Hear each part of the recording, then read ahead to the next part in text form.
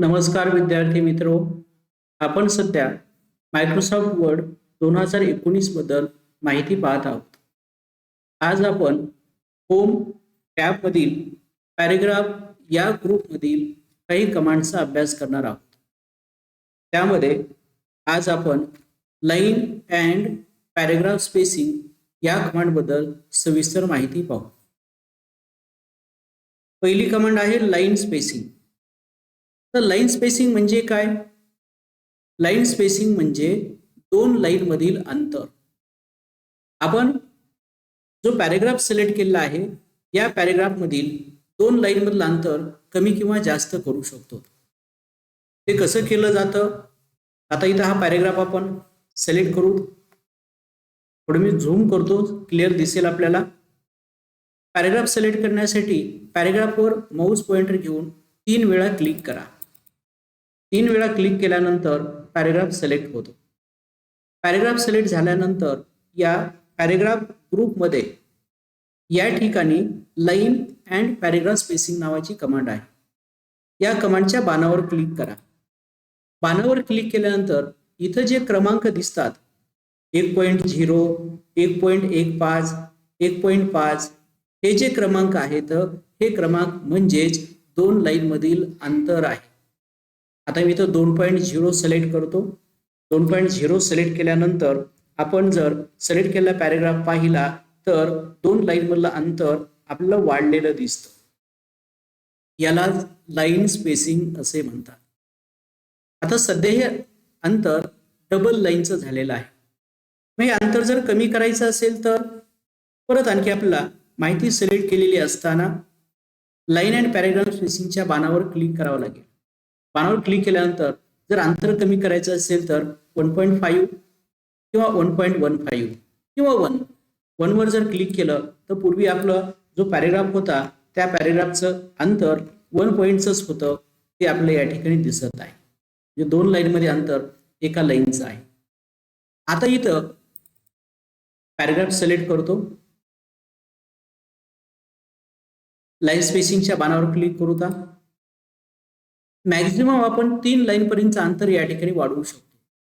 यापेक्षा अधिक अंतर जर वाढवायचं असेल तर लाईन स्पेसिंग ऑप्शन्सवर क्लिक करा. लाईन स्पेसिंग ऑप्शन्सवर क्लिक केल्यानंतर एक बॉक्स या ठिकाणी आलेला दिसतो. या बॉक्समध्ये इथं लाईन स्पेसिंग नावाची कमांड आहे. इथं सिंगल असं दिलेलं आहे. मग आपल्याला जर एका लाईनपेक्षा जास्त किंवा 3 लाईनपेक्षा जास्त अंतर जर द्यायचं असेल तर ते अंतर इथं कीबोर्डवरून टाईप करून आपण ते देऊ शकतो. समजा मला 4 लाईनचं अंतर सेट करायचं. इथं 4 हा अंक टाईप केला. इथं लगेच मल्टिपल असं ऑप्शन सिलेक्ट झालं. ओकेवर क्लिक करू. ओकेवर क्लिक केल्यानंतर या दोन लाईन मधील अंतर 4 लाईनचं सेट झालेलं दिसतं. म्हणजे अशा पद्धतीने आपण 3 लाईन, 4 लाईन, 5 लाईन पाहिजे तेवढ्या लाईनचं अंतर आपण सेट करू शकतो. परंतु एवढं जास्त अंतर आपल्याला ठेवण्याची आवश्यकता नसते. मी अंतर कमी करतो, 1.15 करू. हे झालं डिफॉल्ट अंतर. अशा पद्धतीनं लाईन स्पेसिंग या कमांडच्या साहाय्याने सिलेक्ट केलेल्या पॅराग्राफ मधील दोन लाईन मधील अंतर कमी किंवा जास्त करता येते.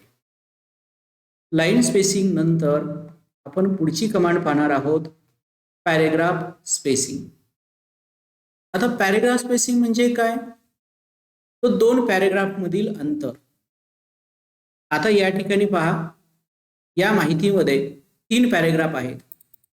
हा पहिला पॅराग्राफ, हा दुसरा पॅराग्राफ आणि हा तिसरा पॅराग्राफ. 3 पॅराग्राफ आहेत. परंतु पहिला पॅराग्राफ आणि दुसरा पॅराग्राफ या दोघांच्या मध्ये कसल्याही प्रकारचा अंतर नसल्यामुळं आपल्याला ते पॅराग्राफ असल्यासारखे दिसतच नाहीत.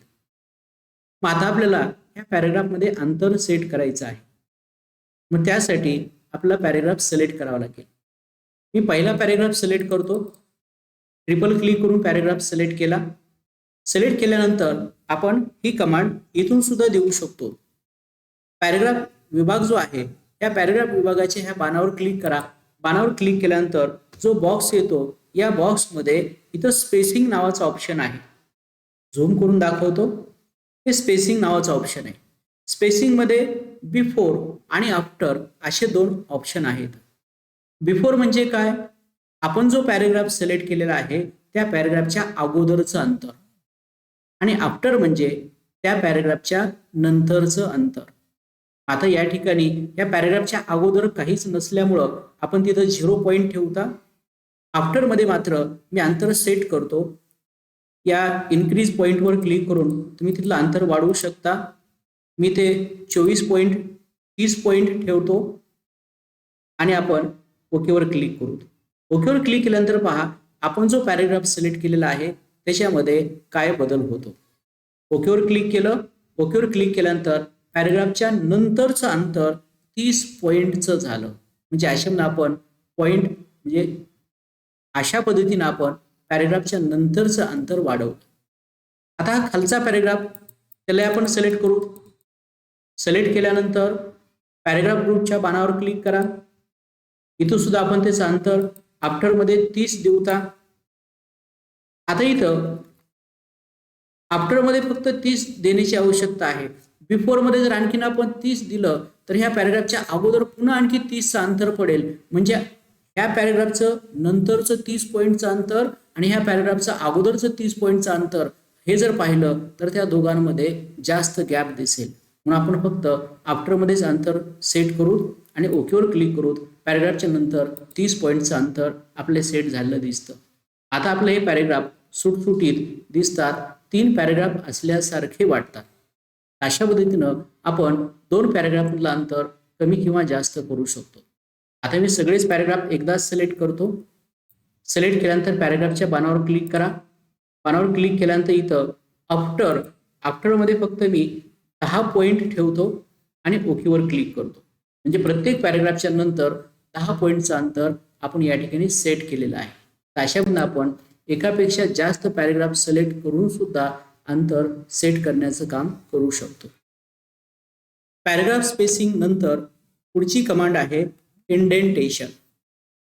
आता इंडेंटेशन म्हणजे काय? आपण जो पॅरेग्राफ सिलेक्ट केलेला आहे त्या पॅरेग्राफच्या लेफ्ट मार्जिन, राईट मार्जिन आणि फर्स्ट लाईन मार्जिन कमी किंवा जास्त करणे त्यालाच इंडेंटेशन असं म्हणतात. आता हे कसं केलं जातं? आता मी या ठिकाणी दुसरा पॅरेग्राफ सिलेक्ट करतो. दुसरा पॅरेग्राफ सिलेक्ट केल्यानंतर पॅरेग्राफ विभागाच्या बाणावर आपण क्लिक करू. पॅरेग्राफ विभागाच्या बाणावर क्लिक केल्यानंतर आलेल्या बॉक्समध्ये इथं इंडेंटेशन नावाची कमांड आहे. या कमांडमध्ये 3 वेगवेगळे ऑप्शन आहेत. एक लेफ्ट म्हणजे लेफ्ट मार्जिन, म्हणजे त्या पॅरेग्राफची लेफ्ट मार्जिन किती ठेवायचे, राईट मार्जिन किती ठेवायचे आहे, आणि स्पेशलमध्ये फर्स्ट लाईन मार्जिन. आता आपण सुरुवातीला आपण लेफ्ट मार्जिन 1 इंच ठेवू. मी 1 इंच टाईप केलं. ओकेवर क्लिक करू. आपण जो पॅरेग्राफ सिलेक्ट केला होता त्याच्यामध्ये काय बदल होतो ते बघा. ओकेवर क्लिक केलं. ओकेवर क्लिक केल्यानंतर 1 इंचानं तो पॅरेग्राफ इथं डाव्या बाजूला आपला लेफ्ट मार्जिन 1 इंच सोडलेली त्यानं दिसतं. मग तसंच उजव्या बाजूला सुद्धा आपल्याला 1 इंचाची मार्जिन सोडायची आहे. तर सेम प्रोसिजर पॅरेग्राफ सिलेक्ट केलेला आहे. पॅरेग्राफच्या बाणावर क्लिक करा. या ठिकाणी राईटमध्ये आपल्याला 0च्या ऐवजी 1 इंच टाईप करावं लागेल. मग आपण ओकेवर क्लिक करू. ओकेवर क्लिक केल्यानंतर उजव्या बाजूला सुद्धा 1 इंचाची मार्जिन सुटलेली दिसते. ह्या झाल्या. याला लेफ्ट मार्जिन असं म्हणतात आणि याला राईट मार्जिन असं म्हणतात. आपण दोन्ही मार्जिन 1-1 इंचानं सेट केल्या. आता फर्स्ट लाईन मार्जिन म्हणजे काय? तर बघा आपण वहीवर पॅरेग्राफ लिहायला सुरुवात करत असताना पहिलं जे वाक्य आहे ते लिहित असताना थोडीशी जागा सोडून आपण लिहितो. मग ही जी सोडलेली जागा आहे याच जागेला फर्स्ट लाईन मार्जिन किंवा फर्स्ट लाईन इंडेंट असं म्हणतात. मग तो इथं सोडायचा आपल्याला. अशा वेळेस हा पॅरेग्राफ सिलेक्ट करा. पॅरेग्राफ ग्रुपच्या बाणावर क्लिक करा.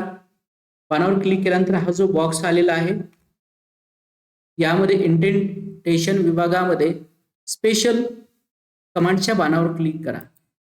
या ठिकाणी फर्स्ट लाईन सिलेक्ट करा.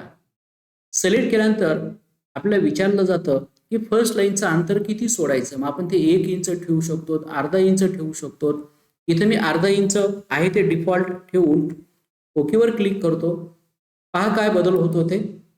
ओकेवर क्लिक केल्याबरोबर ही जी पहिली लाईन आहे या पहिल्या लाईनमध्ये अर्धा इंचाचं अंतर डावीकडून सुटलेलं दिसतं. म्हणजे अशा पद्धतीचे पॅरेग्राफ तयार करायचे असतील तर आपण इंडेंटेशन या कमांडच्या मदतीनं ते करू शकतो. आता इंडेंटेशन नंतर आपण पुढची कमांड पाहणार आहोत, सॉर्ट. आता ही कमांड कोणत्या ठिकाणी आहे, या ठिकाणी A to Z असं लिहिलेली ही सॉर्ट कमांड. आता सॉर्ट करणे म्हणजे काय, सॉर्ट करणे म्हणजे निवडणे, ठराविक कॅटेगरीच्या गोष्टी बाजूला काढणे, तर आपण सॉर्ट करणे असं म्हणतो. आता या ठिकाणी आपण जे काही नावं टाईप केलेले आहेत हे नावं आपल्याला विशिष्ट ऑर्डरमध्ये मांडायचे आहेत.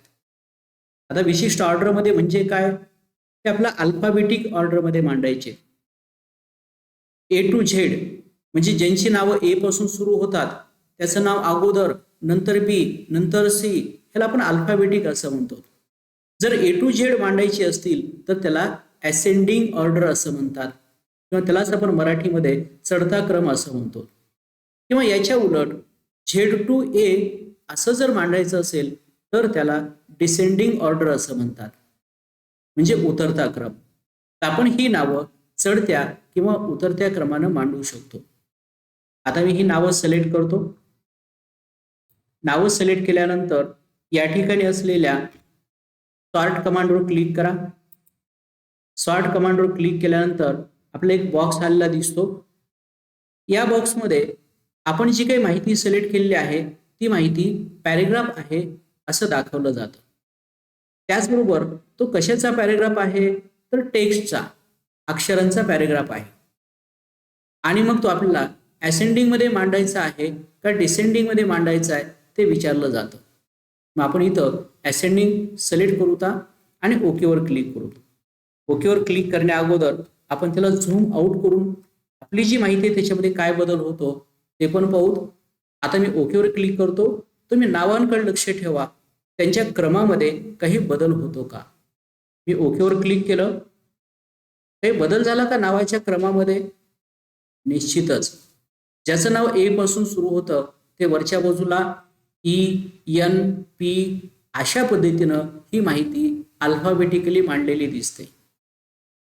आता जसं आपण असेंडिंग मध्ये सॉर्ट केलं त्याच पद्धतीनं आपण डिसेंडिंग ऑर्डरमध्ये सुद्धा सॉर्ट करू शकतो. जसं आपण या ठिकाणी हे अक्षर असेंडिंग ऑर्डरमध्ये सॉर्ट केले तसंच आपण संख्या सुद्धा असेंडिंग किंवा डिसेंडिंग ऑर्डरमध्ये सॉर्ट करू शकतो.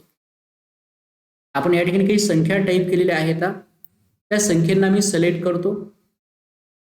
सिलेक्ट केल्यानंतर सॉर्ट कमांडच्या बाणावर क्लिक करू. तोच बॉक्स आला, परंतु थोडासा बदल झालेला आहे त्याच्यामध्ये. काय बदल झालेला आहे, पॅरेग्राफच आहेत टाईप केलेला, परंतु टेक्स्टच्या ऐवजी या ठिकाणी नंबर असं दाखवत आहे. म्हणजे त्याच्या लक्षात आलं की हे सिलेक्ट केलेले नंबर आहेत. आता हे नंबर तुम्हाला असेंडिंग पाहिजेत का डिसेंडिंग पाहिजेत, आपण डिसेंडिंग घेऊ. डिसेंडिंगवर क्लिक घेऊन आपण ओकेवर क्लिक करू. ओकेवर क्लिक करण्याच्या अगोदर आपण संख्या पण पाहू. संख्या बघा कसा आहे त्याचा क्रम. मी ओकेवर क्लिक करतो, त्या संख्याच्या क्रमामध्ये काही बदल होतो का ते पहा. ओकेवर क्लिक केलं. ओकेवर क्लिक केल्यानंतर संख्या डिसेंडिंग ऑर्डरमध्ये मांडल्या गेल्या. डिसेंडिंग ऑर्डरमध्ये म्हणजे काय, सगळ्यात मोठी संख्या वरच्या बाजूला आणि त्यानंतर त्यापेक्षा लहान, त्यापेक्षा लहान, त्यापेक्षा लहान अशा पद्धतीनं संख्यांची मांडणी आपल्या या ठिकाणी झालेली दिसते. यालाच डिसेंडिंग ऑर्डर असे म्हणतात. म्हणजे सॉर्ट कमांडच्या सहाय्यानं आपण अक्षर किंवा संख्या चढत्या किंवा उतरत्या क्रमानं मांडू शकतो. सॉर्ट कमांड नंतर आपण पुढची कमांड पाहणार आहोत, शो आणि हाईड. तर शो हाईड ही कमांड कुठं आहे आपण ती पाहू. या ठिकाणी पॅरेग्राफ या ग्रुपमध्ये या कमांडला शो पब्लिक हाईड कमांड असं म्हणतात. आता शो म्हणजे काय, दाखवणे. हाईड म्हणजे काय, लपवणे. म्हणजे या कमांडच्या सहाय्यानं काही गोष्टी दाखवल्या जातात तर काही गोष्टी लपवल्या जातात. मग काय दाखवलं जातं आणि काय लपवलं जातं?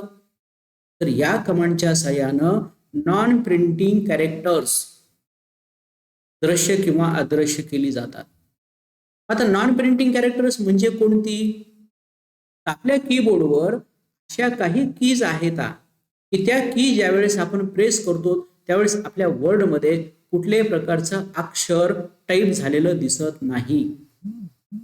त्या कीजना नॉन प्रिंटिंग कॅरेक्टर्स असं म्हणतात. मग कोणकोणत्या कीज आहेत त्या? तर पहिली की आहे एंटर की.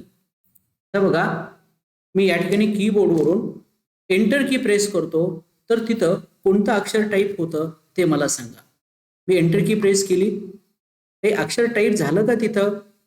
काहीच नाही, फक्त कर्सर वरच्या लाईनमधून खालच्या लाईनमध्ये आला.